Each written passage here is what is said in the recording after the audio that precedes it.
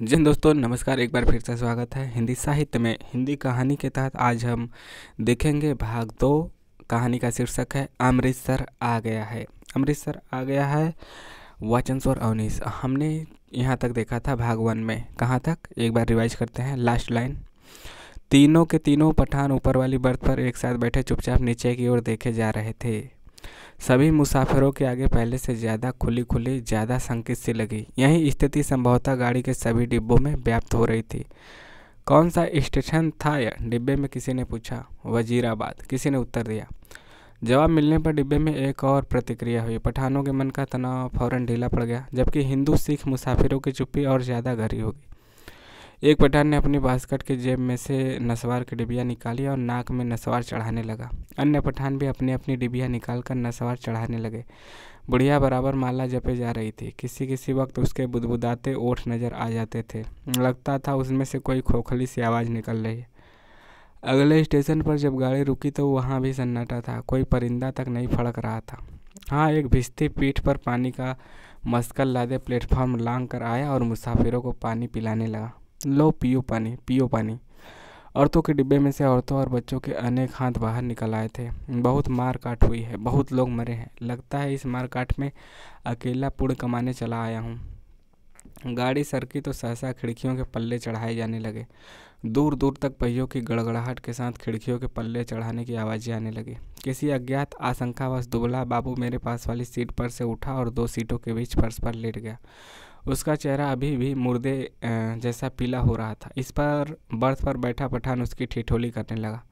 ओ बेगैरत, तुम मर्द है कि औरत? सीट पर से उठकर नीचे लेटता है तो मर्द के नाम को बदनाम करता है।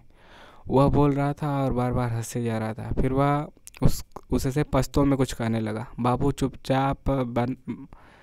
चुप बना लेटा रहा। अन्य सभी मुसाफिर चुप थे। डिब्बे का वातावरण बोझिल बना हुआ था। ऐसे आदमी को आम डिब्बे में नहीं बैठने देगा। ओ बाबू, अगले स्टेशन पर उतर जाओ और जनाना डब्बे में बैठो। मगर बाबू की हाजिर जवाबी अपने कंठ में सूख चली थी। हकला कर चुप हो रहा था। पर थोड़ी देर बाद वह अपने आप उठकर सीट पर जा बैठा और देर तक अपने कपड़ों की धूल झाड़ता रहा। वह क्यों उठकर फर्श पर लेट गया था? शायद उसे डर था कि बाहर से गाड़ी पर पथराव होगा या गोली चलेगी। शायद इसी कारण खिड़कियों के पल्ले चढ़ाए जा रहे थे। कुछ भी कहना कठिन था। मुमकिन है किसी एक मुसाफिर ने किसी कारण से खिड़की का पल्ला चढ़ाया हो। उसको देखा देखी बिना सोचे समझे धड़ाधड़ खिड़कियों के पल्ले चढ़ाए जाने लगे थे। बोझिल अनिश्चित से वातावरण में सफ़र कटने लगा। रात गहराने लगी थी। डिब्बे के मुसाफिर स्तब्ध संकित ज्यों के त्यों बैठे थे। कभी गाड़ी की रफ्तार सहसा टूटकर धीमी पड़ जाती तो लोग एक दूसरे की ओर देखने लगते। कभी रास्ते में ही रुक जाती तो डिब्बे के अंदर का सन्नाटा और भी गहरा हो जाता। केवल पठान निश्चिंत बैठे थे। उन्होंने भी बतियाना छोड़ दिया था, क्योंकि उनकी बातचीत में कोई शामिल होने वाला नहीं था। धीरे धीरे पठान उगने लगे, जबकि अन्य मुसाफिर फटी फटी आंखों से शून्य में देखे जा रहे थे। बुढ़िया मुंह सिर लपेटे टांगे सीट पर चढ़ाए बैठे बैठे सो गई। ऊपर वाली बर्थ पर एक पठान ने अधलेटे ही कुर्ते की जेब में से काले मनकों की तस्बीर निकाली और उसे धीरे धीरे हाथ से चलाने लगा। खिड़की के बाहर आकाश में चांद निकल आया और चांदनी में बाहर की दुनिया और भी अनिश्चित और भी अधिक रहस्यमयी हो उठी। किसी वक्त दूर किसी और आग शोले उठते नजर आते। कोई नगर जल रहा था। गाड़ी किसी वक्त चिंगारती हुई आगे बढ़ने लगी। फिर किसी वक्त उसकी रफ्तार धीमी पड़ जाती और मीलों तक धीमी रफ्तार से ही चलती रहती। सहसा दुबला बाबू खिड़की में से बाहर देखकर ऊंची आवाज़ में बोला, हरबंस पूरा निकल गया है। उसकी आवाज़ में उत्तेजना थी। वह जैसे चीख कर बोला था। डिब्बे के सभी लोग उसकी आवाज़ सुनकर चौंक गए। उसी वक्त डिब्बे के अधिकांश मुसाफिरों ने माना कि उसकी आवाज़ को ही सुनकर करवट बदली। ओ बाबू, चिल्लाता क्यों है? तस्बीह वाला पठान चौंक कर बोला, इधर उतरेगा तुम? जंजीर खींचो? और खीखी खीखी करके हंसने लगा। जाहिर है वह हरबंसपुरा की स्थिति से अथवा उसके नाम से अनभिज्ञ था। बाबू ने कोई उत्तर नहीं दिया, केवल सिर हिला दिया और एक आध बार पठान की ओर देखकर फिर खिड़की के बाहर झांकने लगा। डिब्बे में मौन छा गया। तभी इंजन ने सीटी दी और उसकी एक रस रफ्तार टूट गई। थोड़ी देर बाद ही खटका सा शब्द भी हुआ। शायद गाड़ी ने लाइन बदली थी। बाबू ने झांककर उस दिशा में देखा जिस ओर गाड़ी बढ़ी जा रही थी। शहर आ गया है, वह फिर ऊंची आवाज़ में चिल्लाया। अमृतसर आ गया है, उसने फिर से कहा और उछल कर खड़ा हो गया और ऊपर वाली बर्थ पर लेटे पठान को संबोधित करके चिल्लाया, वो भी पठान के बच्चे, नीचे उतर तेरी माँ की, नीचे उतर तेरी उस पठान बनाने वाले की मैं। बाबू चिल्लाने लगा और चीख चीख कर गालियाँ बकने लगा। तस्बीह वाले पठान ने करवट बदली और बाबू की ओर देखकर बोला, ओ क्या है ये बाबू, हमको कुछ बोला? बाबू को उत्तेजित देखकर अन्य मुसाफिर भी उठ बैठे। नीचे उतर तेरी मैं, हिंदू औरत को लात मारता है हरामजादे, तेरी उस। ओ बाबू बकर बकर नहीं करो, ओ खजीर के तुम गाली मत बको, अब हमने बोल दिया हम तुम्हारा जबान खींच लेगा। गाली देता है माधर, बाबू चिल्लाया, उछल कर सीट पर चढ़ गया। वह सिर से पांव तक काँप रहा था। बस बस, सरदार जी बोले, यह लड़ने की जगह नहीं है, थोड़ी देर का सफ़र बाकी है, आराम से बैठो। तेरी मैं लात न तोड़ दूँ कहना, गाड़ी तेरे बाप की है, बाबू चिल्लाया। ओ हमने क्या बोला, सभी लोग उसको निकालता था, हमने भी निकाला। ए इधर हमको गाली देता है, हम इसका जबान खींच लेगा। बुढ़िया बीच में फिर बोल उठी, वे जीड़ जो गयो, आराम नाल बैठो, वे रब दिए बंदे हो, कुछ होश करो। उसके होठ किसी प्रेत की तरह फड़फड़ाए जा रहे थे, उनमें से छीड़ सी फुसफुसाहट सुनाई दे रही थी। बाबू चिल्लाए जा रहा था, अपने घर में शेर बनता था। अब बोल तेरी मैं उस पठान बनाने वाले की। तभी गाड़ी अमृतसर के प्लेटफार्म पर रुकी। प्लेटफार्म लोगों से खचाखच भरा था। प्लेटफार्म पर खड़े लोग झाँक झाँक कर डिब्बों के अंदर देखने लगे। बार बार लोग एक ही सवाल पूछ रहे थे, पीछे क्या हुआ है, कहाँ पर दंगा हुआ है। खचाखच भरे प्लेटफार्म पर शायद इसी बात की चर्चा चल रही थी कि पीछे क्या हुआ। प्लेटफार्म पर खड़े 2-3 खोमचे वाले मुसाफिर टूट पड़ रहे थे। सभी को सहसा भूख और प्यास परेशान करने लगी थी। इसी दौरान 3-4 पठान हमारे डिब्बे के बाहर प्रकट हो गए और खिड़की में से झाँक झाँक कर अंदर देखने लगे। अपने पठान साथियों पर नज़र पड़ते ही वे उनसे पश्तो में कुछ बोलने लगे। मैंने घूम कर देखा, बाबू डिब्बे में नहीं था। न जाने कब वह डिब्बे में से निकल गया। मेरा माथा ठनका, गुस्से में वह पागल हुआ जा रहा था, न जाने क्या कर बैठे। पर इस बीच डिब्बे के तीनों पठान अपनी अपनी गठरी उठाकर बाहर निकल गए और अपने पठान साथियों के साथ गाड़ी के अगले डिब्बे की ओर बढ़ गए।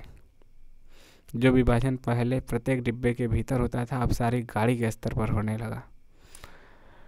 खोमचे वाले के इर्द गिर्द भीड़ छटने लगी। लोग अपने अपने डिब्बों में लौटने लगे। तभी सहसा एक ओर से मुझे एक बाबू आता हुआ दिखाई दिया। उसका चेहरा अभी भी बहुत पीला था। वह माथे पर बालों की लट झूल रही थी। नज़दीक पहुंचा तो मैंने देखा उसने अपने दाएं हाथ में लोहे की एक छड़ी उठा रखे थे। जाने वह उसे कहाँ मिल गई। डिब्बे में घुसते समय उसने छड़ को अपनी पीठ के पीछे कर लिया और मेरे साथ वाली सीट पर बैठने से पहले उसने हौले से छड़ को सीट के नीचे सरका दिया। सिर पर बैठते ही उसकी आंखें पठान को देख पाने के लिए ऊपर को उठी, पर डिब्बे में पठानों को न पाकर वह हड़बड़ा कर चारों ओर देखने लगा। निकल गई हरामी मादर, सबके सब निकल गए। फिर वह सिरपिटा कर उठ खड़ा हुआ, चिल्ला कर बोला, तुमने उन्हें जाने क्यों दिया? तुम सब नामर्द हो, बुज़दिल। पर गाड़ी में भीड़ बहुत थी, बहुत से नए मुसाफिर आ गए थे, किसी ने उसकी ओर विशेष ध्यान नहीं दिया। गाड़ी सरकने लगी तो वह फिर मेरी तरफ सीट पर आ बैठा, पर वह बड़ा उत्तेजित था और बराबर बड़बड़ाया जा रहा था। धीरे धीरे हिचकोले खाती गाड़ी आगे बढ़ने लगी। डिब्बे में पुराने मुसाफिरों ने भरपेट पूरियाँ खा ली थी और पानी भी पी लिया था। गाड़ी इस इलाके में आगे बढ़ने लगी थी जहाँ उनके जानमाल को खतरा नहीं था। नए मुसाफिर बतिया रहे थे। धीरे धीरे गाड़ी फिर समतल गति से चलने लगी। कुछ ही देर बाद लोग ऊँघने भी लगे, मगर बाबू अभी भी फटी फटी आंखों से सामने की ओर देखे जा रहा था। बार बार मुझसे पूछता कि पठान डिब्बे में से निकलकर किस ओर गए हैं। उसके सिर पर जुनून सवार था। गाड़ी के हिचकोलों में मैं खुद ऊँघने लगा था। डिब्बे में लेट पाने के लिए जगह नहीं थी। बैठे बैठे ही नींद में मेरा सिर कभी एक ओर लुढ़क जाता, कभी दूसरी ओर। किसी किसी वक्त झटके से मेरी नींद टूटती और मुझे सामने की सीट पर अस्त व्यस्त से पड़े सरदार जी के खर्राटे सुनाई देते। अमृतसर पहुंचने के बाद सरदार जी फिर से सामने वाली सीट पर टांगें पसार कर लेट गए थे।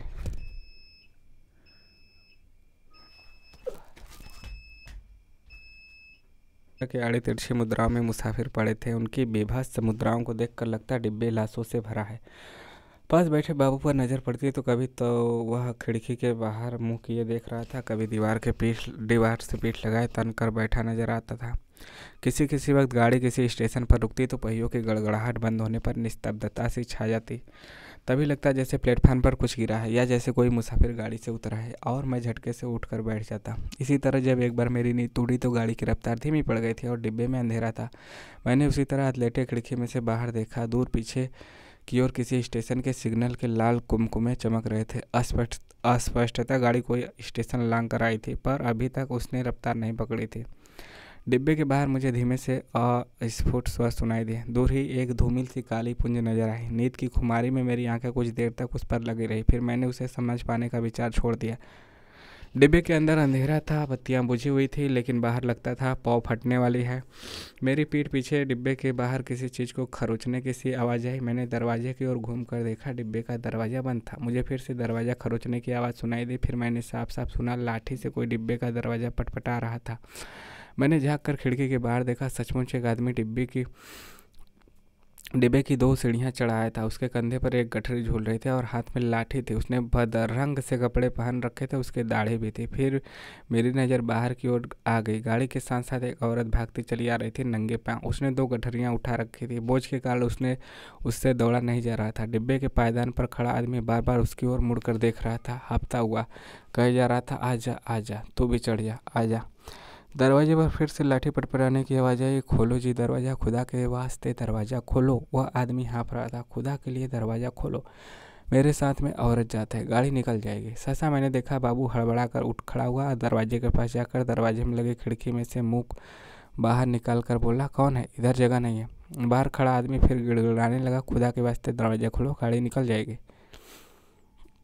और वो आदमी खिड़की में से अपने हाथ अंदर डालकर दरवाज़ा खोल पाने के लिए सिटकनी टटोलने लगा। नहीं है जगह, बोल दिया, उतर जाओ गाड़ी पर से, बाबू चिल्लाया। उसी क्षण लपक कर दरवाज़ा खोल दिया। या अल्लाह, उस आदमी के अस्फुट शब्द सुनाई दे। दरवाज़ा खुलने पर जैसे उसके इत्मीनान की सांस ली हो।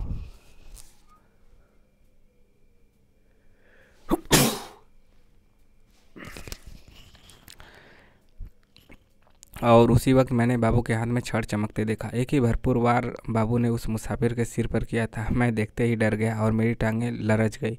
मुझे लगा जैसे छड़ के वार का उस आदमी पर कोई असर नहीं हुआ। उसने दोनों हाथ अभी भी जोर से डंडारे को पकड़े हुए थे। कंधे पर से लटकती गठरी खिसक कर उसकी कोहनी पर आ गई थी। तभी सहसा उसके चेहरे पर लहू की 2-3 धारें एक साथ फूट पड़ी। मुझे उसके खुले ओठ और चमकते दांत नजर आए। वह 2-1 बार या अल्लाह बुदबुदाया, फिर उसके पैर लड़खड़ा गए। उसकी आंखों ने बाबू की ओर देखा, अधमुदी सी आंखें जो धीरे धीरे सिकुड़ती जा रही थी, मानो उसे पहचानने की कोशिश कर रही हो। वह कौन है और उससे किस अदावत का बदला ले रहा है? इस बीच अंधेरा कुछ और छन गया। उसके होंठ फिर से फड़फड़ाया और उनमें सफ़ेद दांत फिर से झलक उठे। मुझे लगा जैसे वह मुस्कुराया है, पर वास्तव में केवल छाया के कारण ही ओठों में बल पड़ने लगे थे।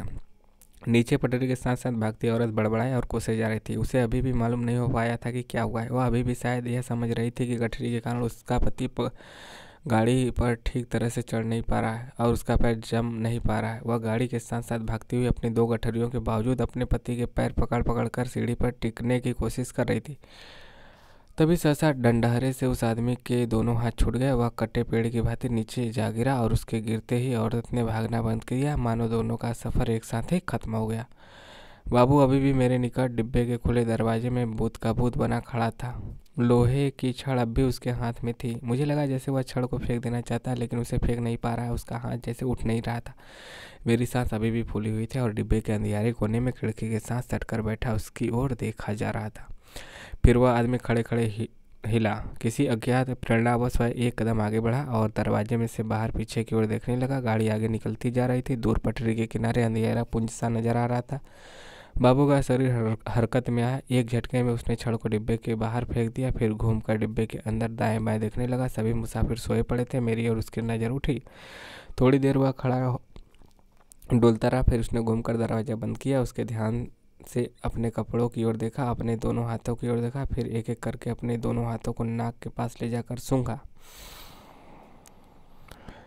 मानो जानना चाहता है कि उसके हाथों से खून की बू तो नहीं आ रही है, यानी कि खून का खुशबू, बदबू। फिर वह दबे पांव चलता हुआ आया और मेरी बगल वाली सीट पर बैठ गया। मेरी मतलब लेखक के। धीरे धीरे झूठ-बूटा छटने लगा। दिन खुलने लगा। साफ सुथरी सी रोशनी चारों ओर फैलने लगी। किसी ने जंजीर खींचकर गाड़ी को खड़ा नहीं किया था।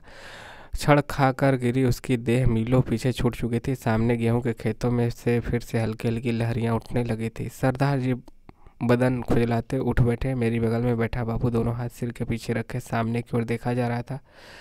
रात भर में उसके चेहरे पर दाढ़ी के छोटे छोटे बाल उगाए थे। अपने सामने बैठा देखकर सरदार उसके साथ बतियाने लगा। बड़े जीवट वाले हो बाबू, दुबले पतले हो पर बड़े गुर्दे वाले हो, बड़ी हिम्मत दिखाई है तुमने, तुमसे डर कर ही वे पठान डिब्बे में से निकल गए। यहाँ बने रहते तो एक न एक की खोपड़ी तुम जरूर दुरुस्त कर देते। और सरदार जी हंसने लगे। हा। बाबू जवाब में मुस्कुराया, एक विभत्स सी मुस्कान, और देर तक सरदार जी के चेहरे की ओर देखता रहा। अमृतसर आ गया है कहानी भाग 2 यह समाप्त हुआ। भाग 1 इससे पहले आप नहीं देखे तो देखेंगे, तभी आपको यह भाग 2 समझ में आएगा। यह वाचन कैसा लगा जरूर बताइएगा। मिलेंगे नेक्स्ट वीडियो में। जय हिंद, जय भारत, आपका दिन शुभ हो।